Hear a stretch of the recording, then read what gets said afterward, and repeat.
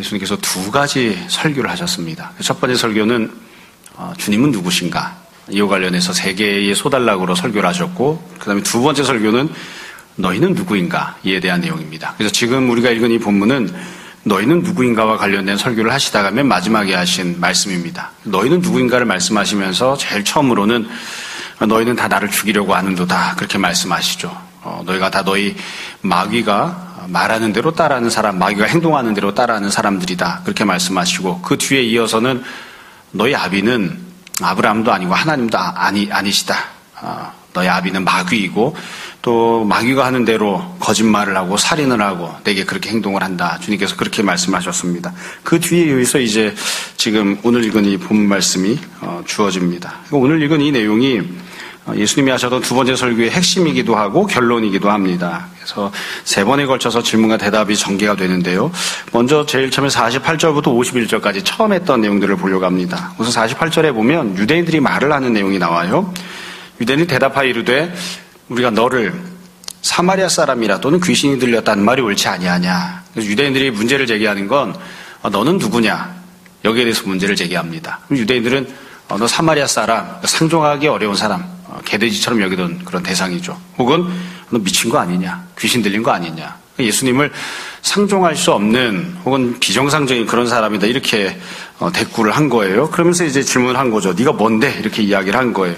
이거는 사실 앞에 나왔던 예수님의 말씀들에 대한 반응입니다. 앞에서 예수님께서 너희가 누구인지, 너희 아비가 누구인지, 너희가 어떤 행동을 하는지 이게 다 적나라하게 다 까발리셨잖아요. 그러니까 이런 이야기를 듣고 나서는 좀 긍정적으로 반응하기가 좀 쉽지 않죠. 감정이 상한 거예요. 그래서 지금 여기서 지금 합리적으로 어떤 예수님께 당신 누구십니까? 이렇게 질문하는 게 아니라 극단적인 이런 반감이 일어나서 나쁜 얘기를 들었으니까 마음이 욱하고 이렇게 올라온 거죠. 그래서 지까짓게 뭔데?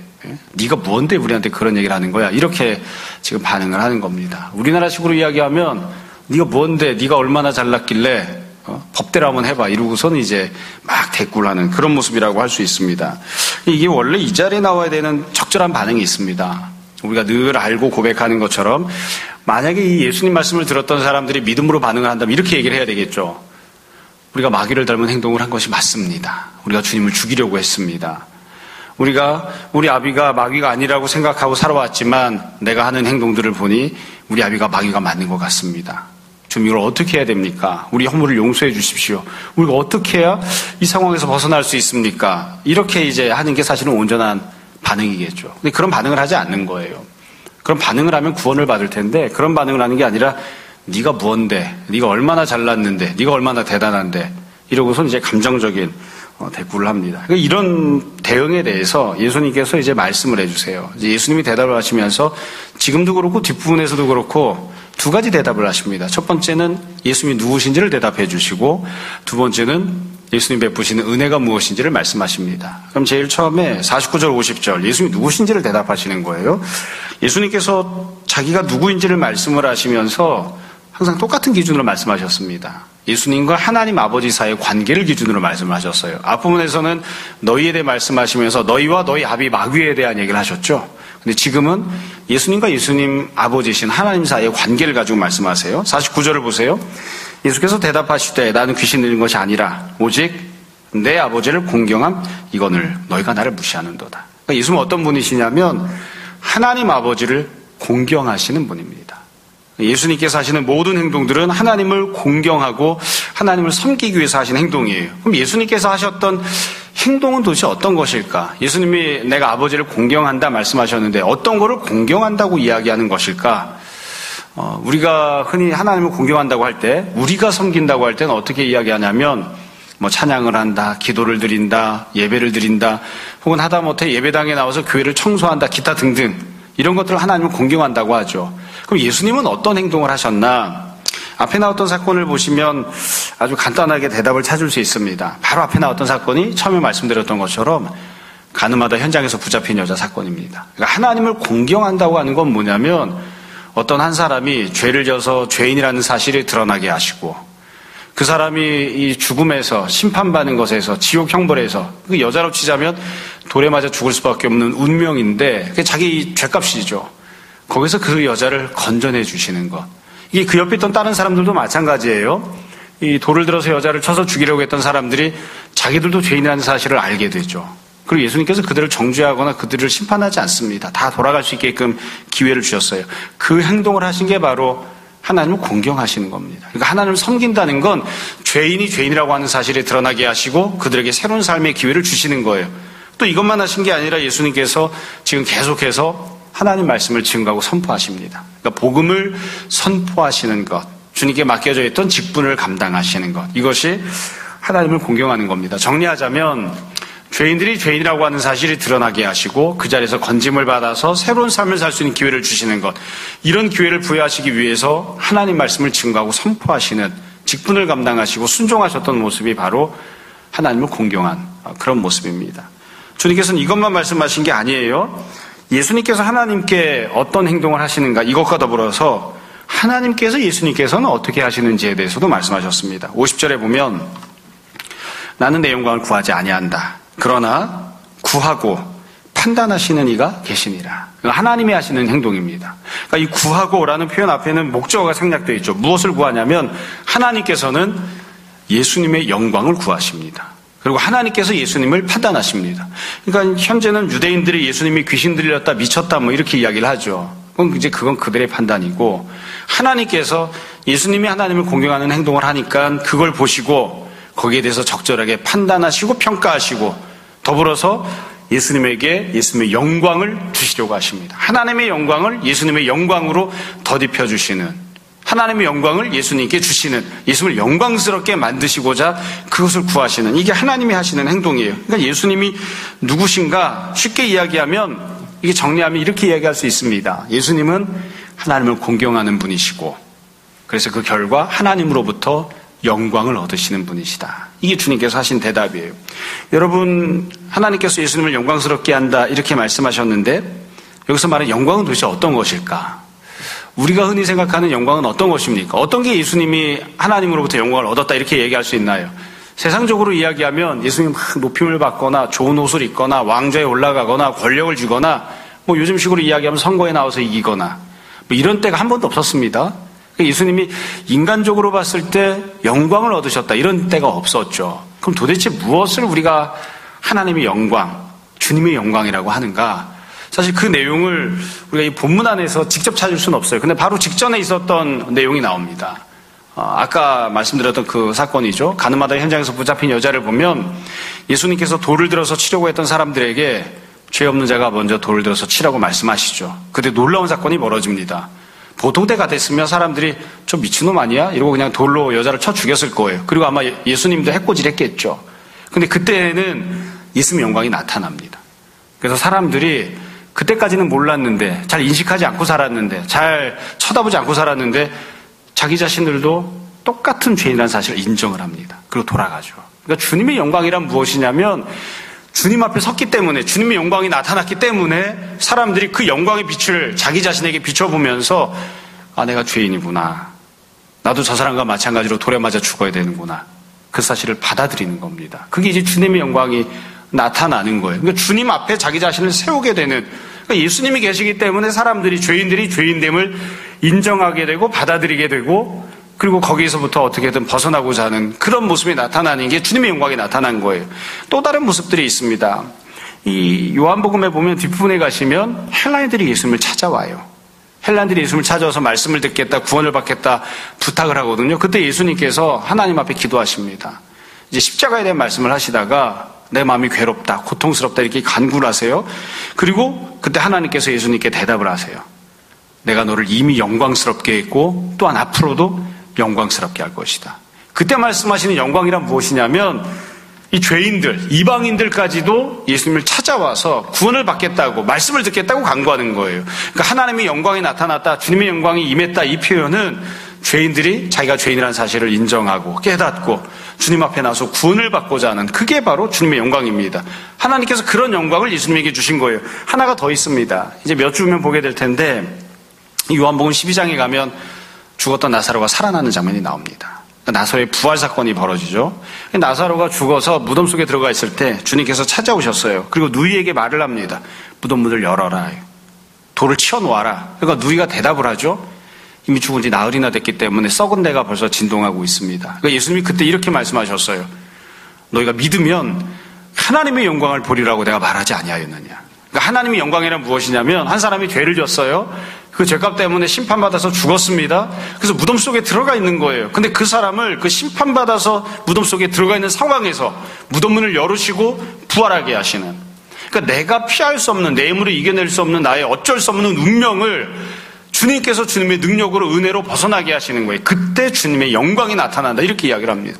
그러니까 하나님께서 예수님에게 영광을 주신다고 하는 것은 죄인들을 예수님에게 보내주시고 죄인들이 그들의 죄인됨을 고백하게 하시고 주님의 은혜로 능력으로 죄인들이 구원을 누리게 하시고 결국에는 부활을 누리게 하시는 그 은혜를 주님께서 베푸시는 거예요. 그게 바로 주님의 영광입니다. 실제로 주님께서도 십자가에 죽으시지만 영광 가운데 부활을 하시죠.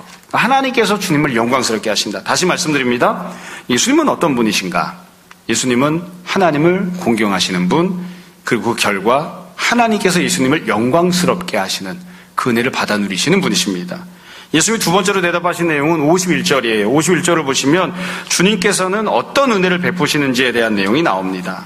이 은혜에 대한 내용을 보면 마찬가지로 두 가지 항목으로 되어 있어요. 첫 번째는 누구에게, 두 번째는 어떤 은혜를 베푸시는지가 나옵니다. 51절을 보세요. 진실로 진실로 너에게 이르노니, 첫 번째 누구에게 은혜를 베푸시는가? 사람이 내 말을 지키면, 그러니까 예수님 말씀을 지키는 사람에게 주님께서 은혜를 베푸십니다. 이것도 조금 생각해보면 이 안에 내재되어 있는 과정들이 있다는 것을 알 수 있습니다. 예수님 말씀을 지킨다고 하는 표현은 어찌 보면 맨 마지막에 하는 예수님을 향한 반응입니다. 무슨 말이냐면 처음부터 예수님 말씀을 지키는 건 아니에요. 그러니까 우리가 예수님 말씀을 지키는 반응을 하려면 처음에는 예수님 말씀을 들어야 됩니다. 들어야 되겠죠? 예수님 말씀을 들었어요. 들은 다음엔 그 말씀에 대해서 긍정적으로 생각하고 그 말씀을 받아들여야 돼요. 내가 이걸 주님 말씀으로 받겠습니다. 그 말씀을 믿어야 되고 그 이후에 그 주님 말씀을 순종하고 지키는 사람이 되는 거죠. 그러니까 예수님께서 지금은 사람이 내 말을 지키면 이렇게 말씀을 하셨지만 이 안에는 중간 단계들, 과정들이 생략이 돼 있어요. 내가 하는 말을 듣고 그 말을 받고 그 말을 믿고 그 말을 순종하고 지키는 사람이 되면, 이걸 앞부분에서 뭐라고 말씀하셨냐면 참 내 제자가 되면, 너희가 참된 내 제자가 되면, 내 말이 너희 안에 거하고 너희 안에 내 말이 거해서 너희가 참된 내 제자가 되면, 이렇게 말씀하셨죠. 이런 사람들에게 예수님이 은혜를 베푸시는 거예요. 그러니까 다르게 표현하면 예수님 믿는 사람, 예수님을 사랑하는 사람, 그리고 앞에 나왔던 식으로 이야기하면 예수님께서 하나님을 공경하신 것처럼 예수님을 공경하는 사람이 되면, 예수님의 제자가 되면 어떤 은혜를 받는가? 두 번째로 51절 끝부분입니다. 영원히 죽음을 보지 아니하리라. 영원히 죽음을 보지 않는 영생을 은혜로 받아 누린다, 이렇게 말씀하셨습니다. 영생을 받아 누린다. 이것도 지금 말씀드린 것처럼 최종적인 은혜예요. 영생을 받아 누리는 건 이 땅에서 받아 누리는 게 아니거든요. 예수님을 믿으면 우리가 영생을 곧장 소유합니다. 즉각 현재형으로 소유합니다. 그러나 그 영생이 내 삶 속에서 성취가 되어지고 내가 누리는 것은 지금 이 땅에서 누리는 건 아니에요. 천국에 가면 영생을 누리게 될 겁니다. 그래서 예수님이 베푸시겠다고 했던 이 은혜도 최종적인 결과예요. 내 말을 지키면, 이게 맨 나중에 나타나는 반응인 것처럼 영원히 죽음을 보지 않는다는 것도 맨 마지막에 누리는 은혜예요. 그럼 이 마지막에 누리는 은혜를 받으려면 지금 현재는 어떤 은혜를 누려야 되는가? 예수님께서는 영생에 대한 말씀을 하셨지만 이 영생은 지금 앞부분에 너희에 대해서 말씀하셨던 내용들, 너희는 마귀 자식들이거든요. 마귀 자식인 채로는 영생을 누릴 수가 없습니다. 그러니까 사실 이 표현 안에는 내재되어 있는 과정들이 있어요. 단계들이 있어요. 너희가 믿음을 가지면 첫 번째로 내가 너희를 마귀 자녀로부터 건져내서 하나님의 자녀가 되게 할 것이다. 이게 내재가 되어 있어요. 내가 너희를 하나님의 자녀가 되게 하고 성령님의 은혜 안에서 성령 충만을 받게 하고 성령님의 은사들을 누리게 하고 성령의 열매들을 맺게 할 것이다. 그 과정이 내재되어 있어요. 내가 너희와 동행할 것이고 너희가 나를 쫓는 자들이 될 것이고 나와 더불어서 은혜를 누리는 자들로 살 것이다. 이런 과정이 내재가 되어 있어요. 그러다가 결국에 우리가 육신의 삶을 마치고 천국에 가면 천국에서 영생을 얻게 될 것이다. 이제 이렇게 말씀하신 거죠. 그래서 예수님이 지금 약속하신 51절 내용은 중간 그리고 처음 요 내용들은 생략하고 맨 끝에 나오는, 맨 마지막에 나오는, 이후에 나오게 되는 반응과 이후에 받게 된 은혜에 대해서 설명하신 내용입니다. 일단 이렇게 하면서 예수님께서 첫 번째 대화를 마치십니다. 그 다음에 두 번째, 유대인들과 나누는 두 번째 대화가 52절부터 56절까지 나와요. 이때도 마찬가지입니다. 유대인들이 반응을 했습니다. 52절을 보세요. 유대인들이 이르되 지금 네가 귀신 들린 줄을 아노라. 여기 보면 똑같은 주제예요. 네가, 너는 누구냐? 이에 대해서 이야기를 하는 겁니다. 이번에는 어떻게 하냐면 유대인들이 아예 앞부분에서는 너 사마리아 사람이지, 상종 못할 개나 돼지 같은 녀석이지, 이렇게 이야기를 했는데 지금은 아예 그건 빼버렸어요. 야, 너 미친 거 맞네. 지금 하는 소리 들어보니까 미친 거 맞네. 아예 그렇게 이야기를 해요. 그러면서 뭐라고 이야기하냐면 앞에서 예수님이 하셨던 말씀을 인용해서 그걸 부정을 합니다. 아브라함도 선지자들도 이미 죽었다. 우리가 흔히 믿음이 좋은 사람들, 하나님 말씀 지키는 사람들, 하나님 섬겼던 사람이라고 이야기하는 아브라함도 다 죽었잖아. 선지자들도 죽었잖아. 근데 네가 뭐 대단하고 얼마나 훌륭하다고, 도대체 네가 뭔데 네 말을 지키면 죽음을 보지 않는다 이렇게 얘기하느냐. 다 죽어버렸는데 이렇게 이야기를 해요. 그러면서 확 찍어서 이야기를 하죠. 53절을 보세요. 너는 이미 죽은 우리 조상 아브라함보다 크냐? 넌 누구냐 질문하는 거예요. 그러면서 아브라함은 이미 죽었다. 53절 끝에 또 선지자들도 죽었거늘. 선지자들도 이미 죽었다. 다시 한번 이야기를 합니다. 아브라함도 이미 죽었다. 선지자들도 이미 죽었다. 근데 네가 뭔데? 네가 그 사람들보다 크냐? 네가 뭔데 네 말을 지키면 죽음을 영원히 보지 않는다. 이런 이따위 쓸데없는 얘기를 하느냐? 헛소리를 짓거리느냐? 이렇게 말한 거예요. 이에 대해서 예수님께서 54절부터 보면 대답을 또 하십니다. 이번에도 똑같아요. 처음에는 예수님이 누구신지에 대해서, 그 다음에는 주님이 베푸시는 은혜에 대해서 대답을 하십니다. 54절, 55절에 보면 예수님이 누구신지를 대답을 해요. 앞분과 똑같습니다. 다만 순서만 바꿨어요. 이번에도 예수님과 하나님 아버지 사이의 관계를 기준으로 말씀하시는데 이번에는 하나님이 어떤 은혜를 베푸시는지를 먼저 말씀하세요. 54절을 보세요. 예수께서 대답하시되 내가 내게 영광을 돌리면 내 영광이 아무것도 아니거니와 내게 영광을 돌리시는 이는 내 아버지시니. 그러니까 예수님이 어떤 분이시냐면 하나님께서 영광을 돌리시는 분입니다. 하나님께서 영광스럽게 하시는 분이 바로 예수님이세요. 그럼 예수님은 하나님께 어떻게 하는가? 55절 너희는 그를 알지 못하되 나는 아노니 만일 내가 알지 못하면 나도 너희같이 거짓말쟁이가 되리라. 나는 그를 알고 또 그의 말씀을 지키노라. 예수님은 어떤 분이시냐면 하나님 말씀을 지키시는 분이에요. 앞부분에서는 하나님을 공경한다고 했죠. 하나님을 공경한다는 것이 바로 하나님 말씀을 지키는 겁니다. 하나님 말씀을 지킨다는 건 도대체 어떤 행동을 두고 예수님 말씀하신 걸까요? 이것도 똑같습니다. 가늠하다 현장에서 붙잡힌 여자가 있었잖아요. 죄인이 있었잖아요. 돌을 들어서 치려고 했던 수많은 죄인들이 있었잖아요. 그들이 죄인이라고 하는 사실을 드러내게 하시고 그들이 그것을 인정하게 하시고 그러나 그들을 건져내 주셔서 그들에게 새로운 삶의 기회를 부여해 주시고 그게 바로 하나님 말씀을 지킨 겁니다. 하나님을 공경한 예수님의 행동인 거예요. 예수님이 하셨던 그 행동 뿐만 아니라 예수님이 이 땅에 오셔서 하셨던 모든 일들이, 모든 예수님의 역사심들이 다 하나님 말씀을 지킨 거였죠. 십자가에 대해 돌아가신 것, 부활하신 것, 그리고 승천하신 것, 하나님 보좌 우편에 앉아 계신 것, 그리고 장차 재림하실 것, 이 모든 것들이 다 하나님 말씀대로 순종하시고 지킨 것입니다. 여기서도 똑같이 예수님이 대답하셨어요. 54절, 55절에서 예수님은 누구신가? 예수님은 하나님의 말씀을 지키시는 분이시고 그렇기에 하나님으로부터 영광을 받으시는 분이시다. 이게 예수님이 자기 자신에 대한 대답이에요. 56절에 보면 두 번째로 예수님이 그럼 어떤 은혜를 베푸시는지가 나옵니다. 이 56절에 나오는 내용은 앞에 있었던 51절과 똑같습니다. 51절에서 이렇게 말씀하셨죠. 주님의 말씀을 지키는 사람에게 영원히 죽음을 보지 않게 할 것이다. 이렇게 말씀하셨는데 그 내용이 지금 성취가 된 거예요. 그래서 56절을 보면 여기 나오는 내용은 이제 아브라함에 대한 얘기가 나오는데 이 아브라함에 대한 얘기를 이용하신 이유는 51절이 분명히 성취가 된 구체적인 사례가 있다고 말씀을 하시는 거예요. 여러분 예수님께서는 예수님을 믿으면 예수님 말씀을 지키면 영생을 얻을 거라고 말씀하셨습니다. 그러면 우리가 솔직하게 주변을 돌아보자고요.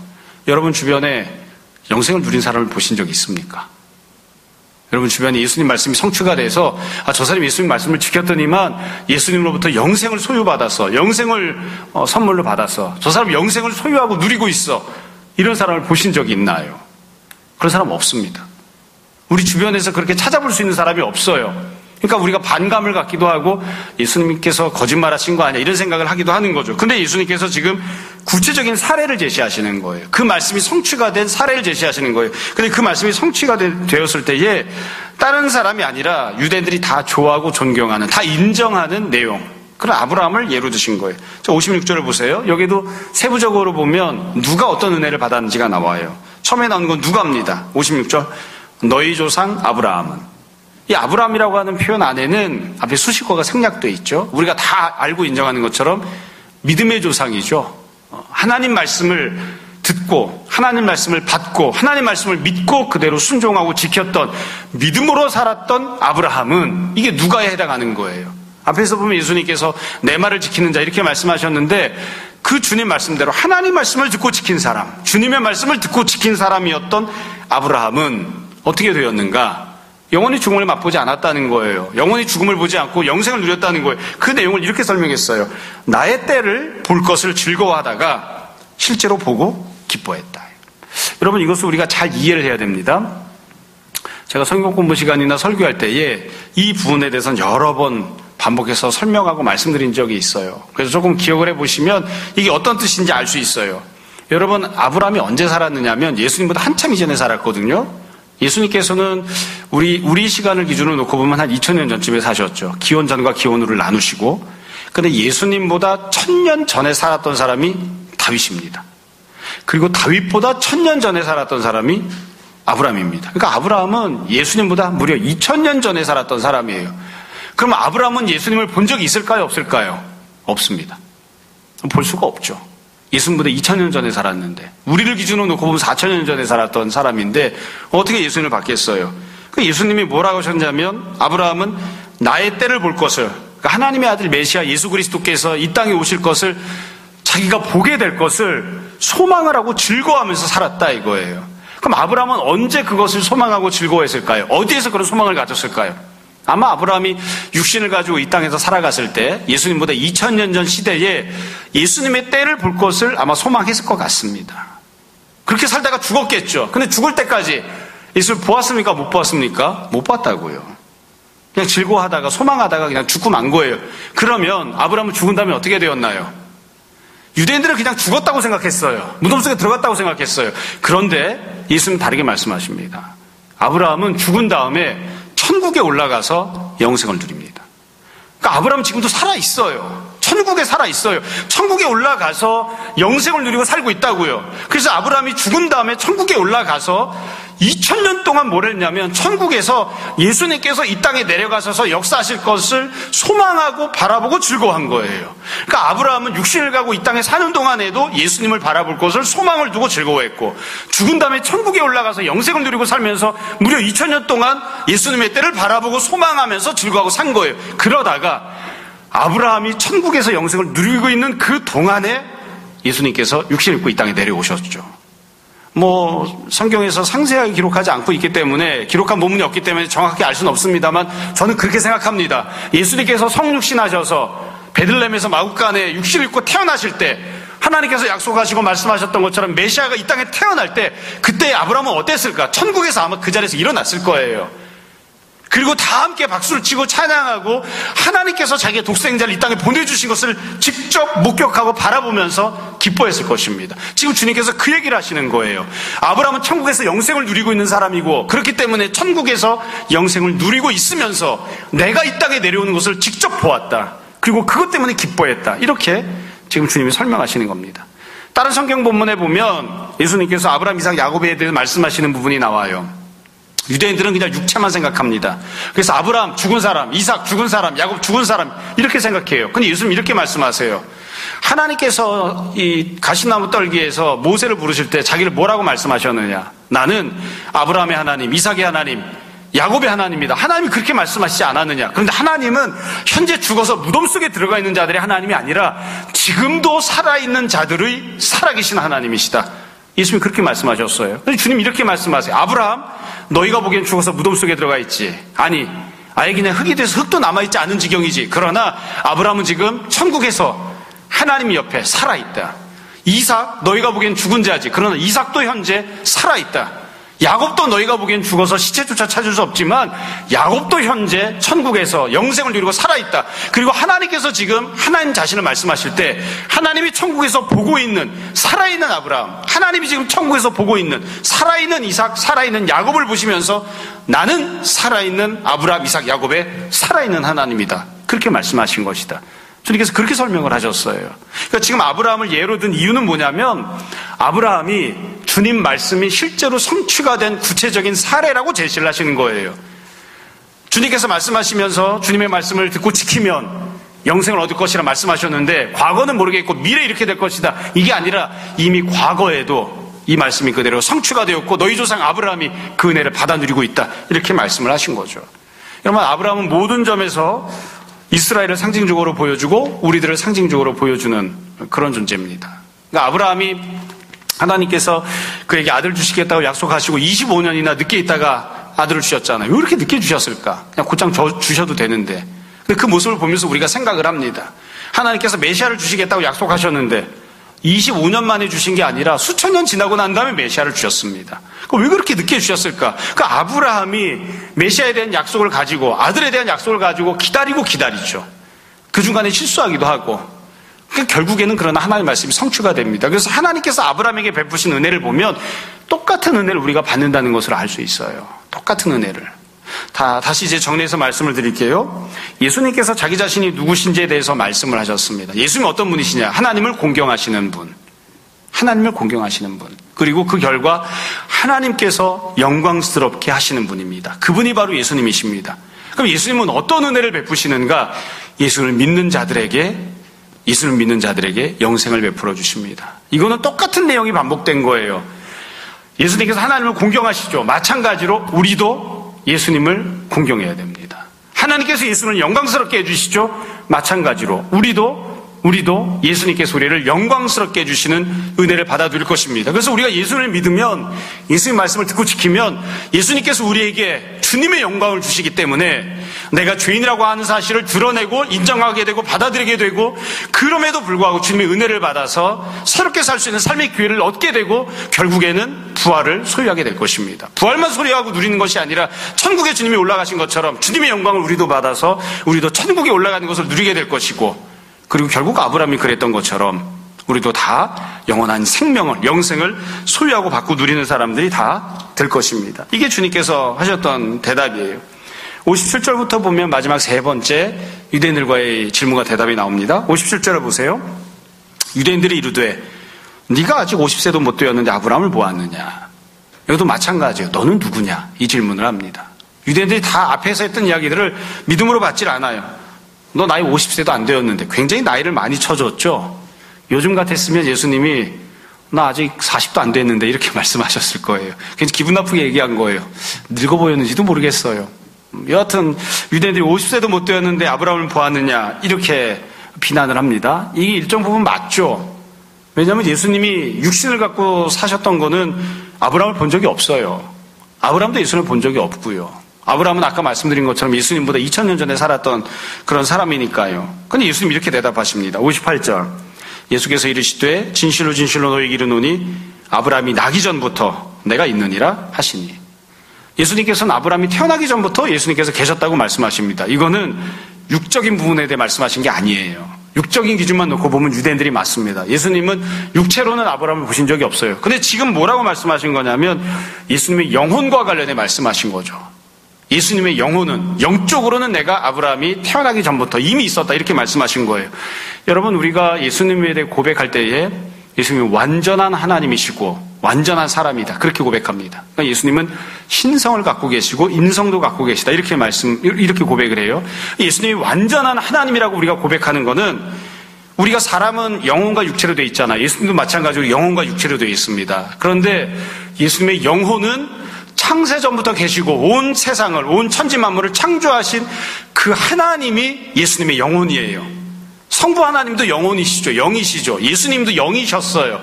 그래서 예수님이 창세전부터 계셨던 그 하나님이신 거예요. 그 하나님이신 영혼이 예수님의 영혼입니다. 그래서 우리가 예수님을 완전한 하나님이라고 이야기하는 거예요. 동시에 예수님은 2000년 전에 육신을 갖고 이 땅에 태어나셨습니다.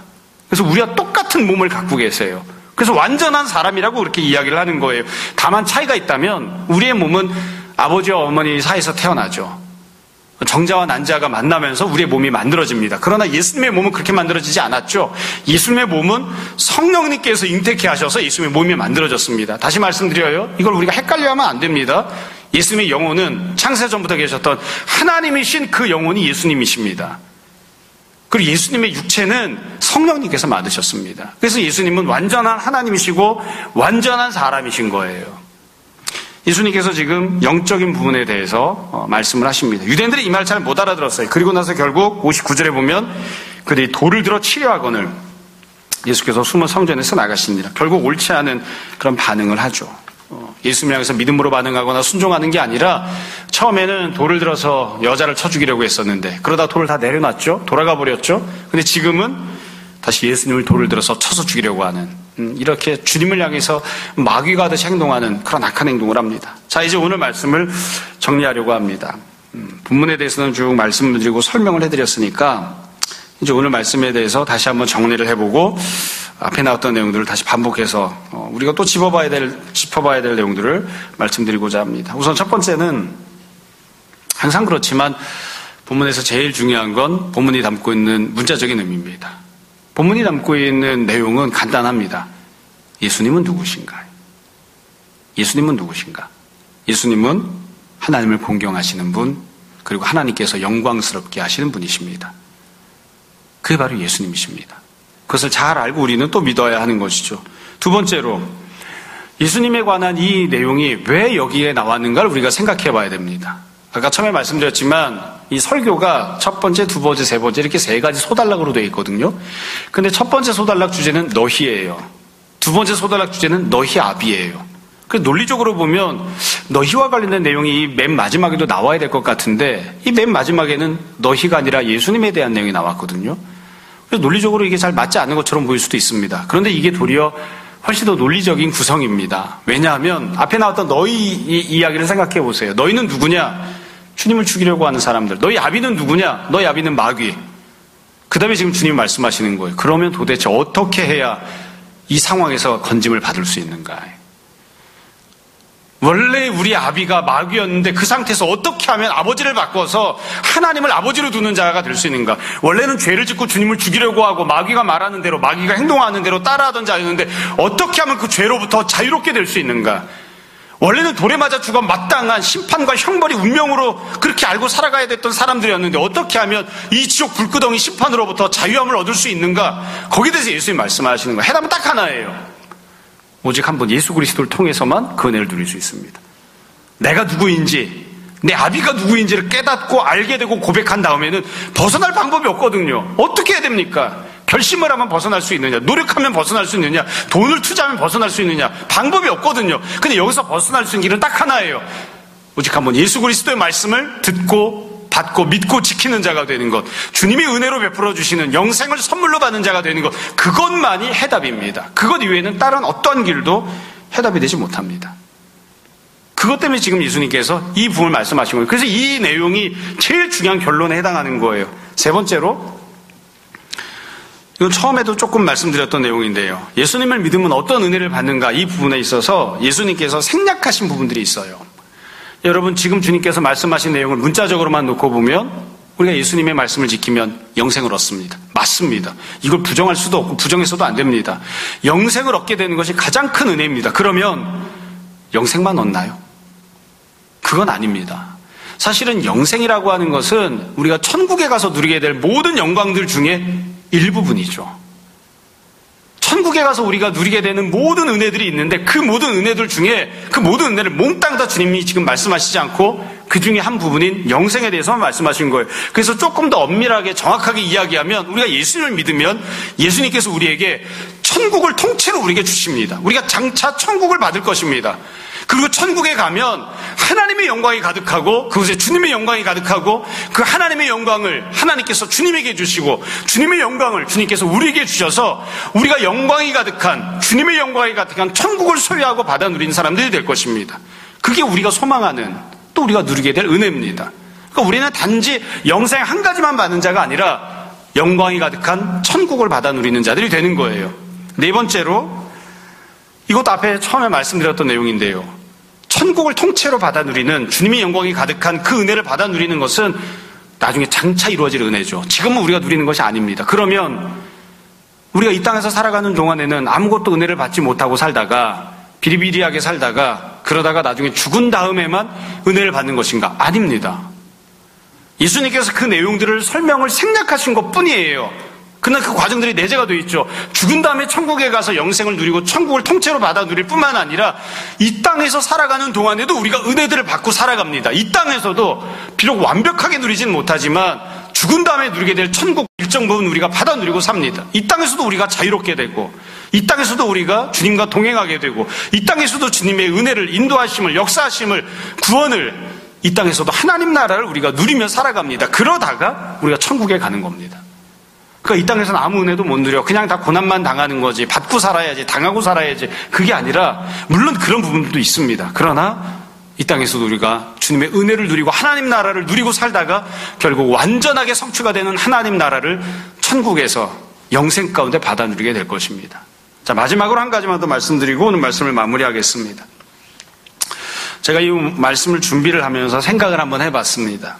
이 내용을 유치부 아이들에게 이야기하면 뭐라고 이야기해야 아이들이 쉽게 이야기를 할까? 본문에서 예수님이 쭉 말씀하셨기 때문에 유대인들과의 대화를 쭉 설명은 제가 했습니다. 근데 이 내용을 쉽게 이야기하면 어떻게 이야기할 수 있을까? 뭐라고 이야기해야 주한이가 잘 이해를 할까?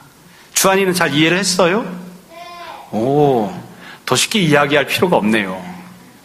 어떻게 이야기하면 주한이가 또 주은이가 잘 이해를 할 수 있을까? 이걸 한 문장으로 이야기해라. 그러면 어떻게 이야기할 수 있을까? 사실 내용은 매우 간단합니다. 예수님이 말씀하신 목적은 아주 간단합니다. 앞부분에 너희가 어떤 모습인지 얘기했잖아요. 너희가 누구냐? 문제투성이, 죄악투성이, 내 힘으로는 어떻게 할 수 없는 그런 처지로 살아가는 상황입니다. 어려움이 있어요. 고난이 있어요. 문제가 있어요. 내 힘으로 헤쳐나갈 수 없는 상황이 있어요. 그게 바로 너희예요. 우리 아버지는 마귀예요. 그 안에서 내가 죄만 짓고 살았어요. 그게 너희예요.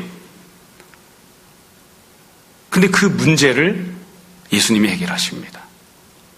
예수님이 구원자가 되시고 예수님께서 은혜를 베푸시고 예수님께서 그 문제로부터 우리를 건져내 주신다는 말씀을 하시는 거예요. 그게 바로 오늘 본문이 담고 있는 내용이에요.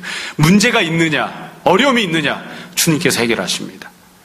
그게 오늘 본문이 담고 있는 내용입니다. 그러니까 아이들에게 만약에 이야기한다면 그렇게 이야기할 것 같아요. 고난이 있을 때, 어려움이 있을 때 내 힘을 헤쳐나갈 수 없는 그런, 또 내가 행했던 여러 가지 죄악들이 있기 때문에 내가 지옥에 던져질 것이 나의 운명으로 결정 지어져 있는 그런 상황에 있을 때 주님이 나의 구원자가 되십니다. 주님만이 나의 해결자가 되십니다. 그 내용을 지금 선포하시는 거죠. 이걸 조금 더 정확하게 이야기하면 사실 조금 더 정확하게 이야기하면 이렇게 이야기할 수 있습니다. 여러분, 우리가 삶을 살아가면서 여러 가지 다양한 문제들을 만나곤 합니다. 어려움들을 만나곤 합니다. 근데 솔직하게 이야기를 해보면, 솔직하게 이야기하자면 이 땅에서 만나는 거의 대부분의 문제는 다 돈으로 해결이 가능합니다.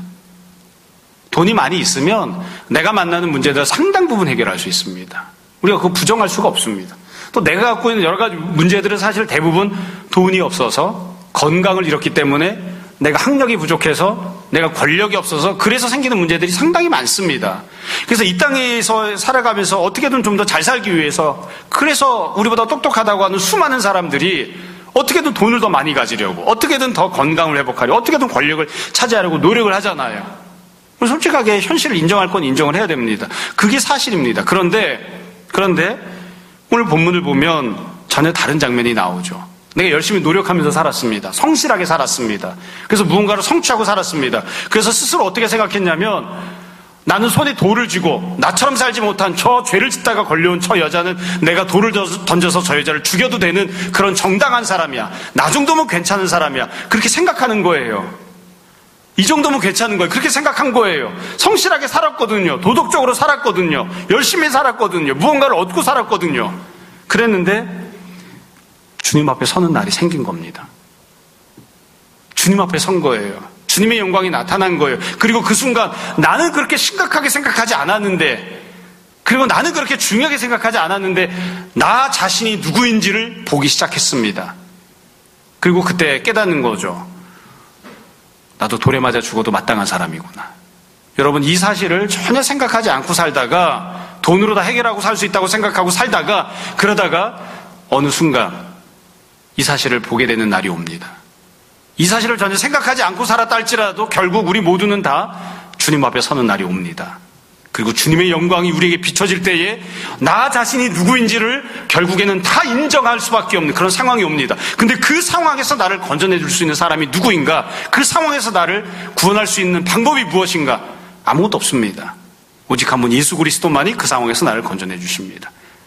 다시 말씀드립니다. 우리가 삶을 살면서 세상 사람들처럼, 그리고 세상에 많은 사람들이 돈으로 모든 문제를 해결할 수 있다고 생각하고 그렇게 살았습니다. 그러다가 자기가 갖고 있는 것으로 자기 힘으로는 도저히 해결할 수 없는 영적인 문제, 본질적인 문제를 만나게 됩니다. 물질적으로도 마찬가지예요.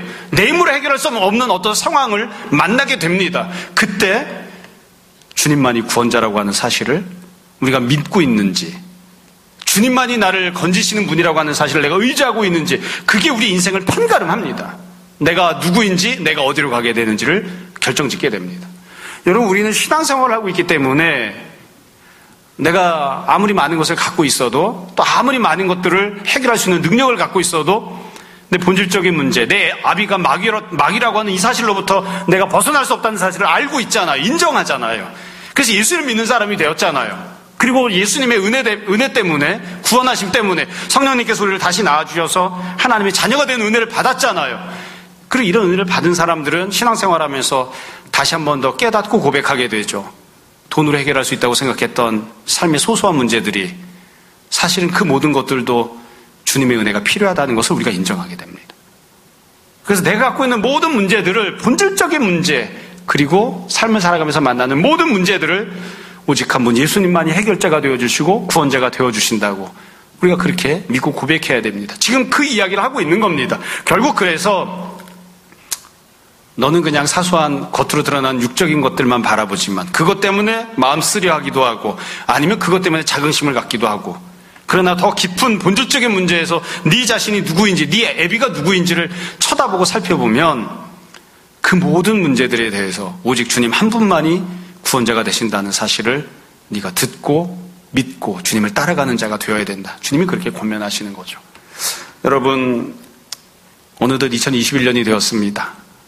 참 마음의 바라기는 작년에 갖고 있었던 문제들, 2020년에 있었던 문제들이 다 해결이 되고 깔끔하고 상쾌한 모습으로 2021년이 시작하고 새롭게 출발하면 얼마나 좋겠습니까? 근데 우리가 다 잘 알고 있죠? 날짜만 바뀌었을 뿐, 달력만 바뀌었을 뿐이지 실제로 작년에 갖고 있던 문제는 그대로 남아 있습니다. 아무것도 해결된 게 없는 거예요. 도대체 어떻게 해야 됩니까? 우리가 올해는 더욱더 주님을 간절히 붙드는 사람들이 되었으면 좋겠습니다. 주님만이 해결자가 되시고 주님만이 구원자가 되신다는 믿음을 고백하고 더욱더 가난한 마음으로 은혜를 구하고 간절하게 주님을 붙드는 주님의 제자들이 다 되었으면 좋겠습니다. 올 한 해 어떤 종류의 문제를 만나건 우리가 영적인 문제를 해결받은 것처럼 다른 모든 종류의 문제들에 대해서도 주님의 인도하심을 받고 주님의 은혜를 받은 우리는 귀한 성도들이 다 되기를 주님 이름으로 축원합니다. 잠시 기도하겠습니다.